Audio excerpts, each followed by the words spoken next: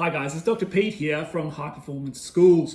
You know, our work is around building places where staff and students can flourish. Today we want to have a look at students flourishing. And when we think about students flourishing, of course, we're thinking about student well-being, but more specifically, student self-efficacy. There are 4 factors to student self-efficacy. Now, as we look at our student pulse data, we're increasingly focused on what we can do to support student help seeking and motivation. Unpacking that further, we move to the topic of effective communication. And when we think about teacher-student relationships and about effective communication, we need to start to think about the 4 different personality types when it comes to communication: the concept or yellow people, the action or blue people, the red or relational people, and the green or detailed people. And how do we communicate in a way that's going to enhance those teacher-student relationships? That's the puzzle piece. What approach can we take?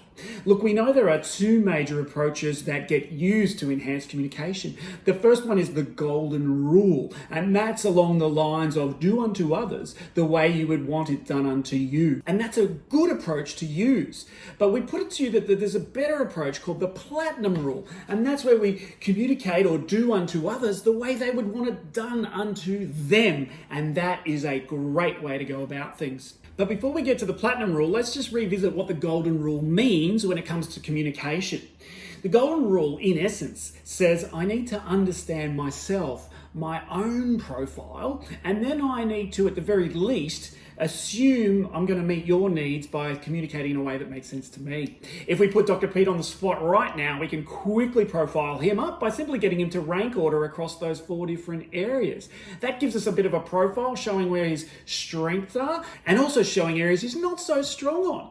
If we carry the golden rule forward then, with Pete, with me knowing that about myself, I would then approach communicating with my students, making sure I followed that particular process, putting a lot of yellow and blue into how I spoke to them. And that would work a treat if they were similar to me.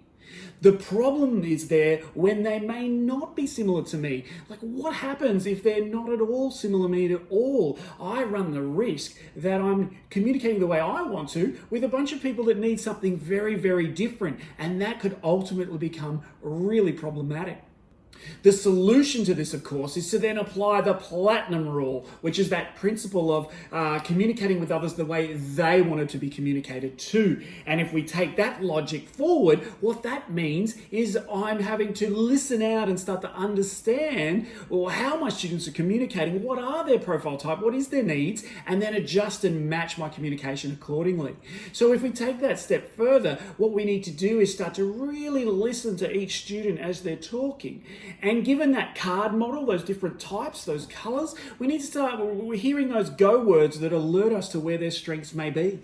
If they're conceptual or yellow, there's that why language coming out, that big picture stuff. If they're action orientated or blue, there's that short, sharp clarification that we hear from them. If they're relational or red, we're going to hear all those words around how they feel. And if they're D or green or detail focused, again, we're going to hear very specific things in how they unpack their language.